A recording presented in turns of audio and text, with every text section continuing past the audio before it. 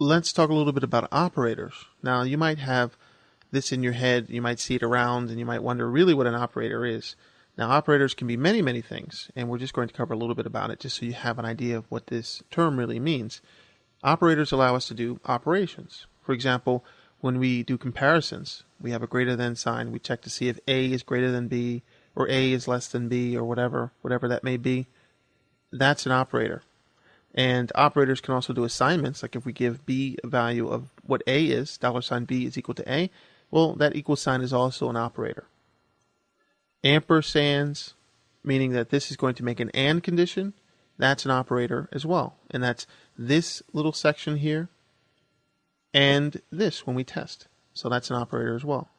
OR is another thing that is used complementary with AND. And you can use the OR AND. AND is the same thing as this double symbol.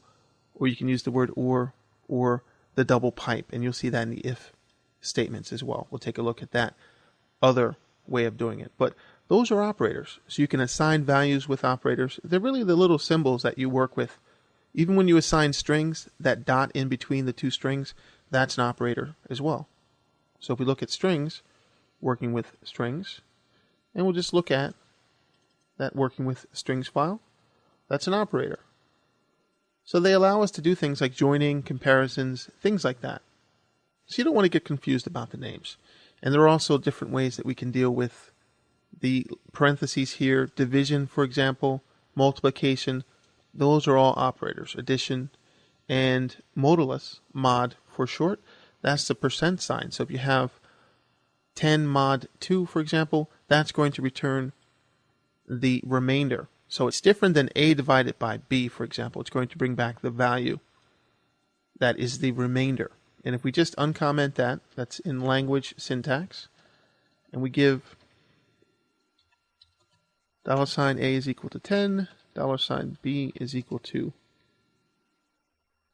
3, that's going to divide 3 into 10, and 3 goes in there 3 times for 9, so the remainder is going to be 1. So that leftover stuff there, it's not going to use the decimal place. It'll just bring back a whole number, and you'll be able to see that there.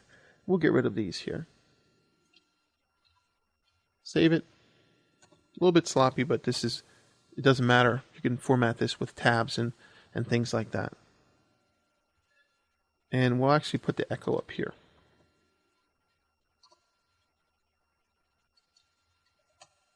And save that. And we'll put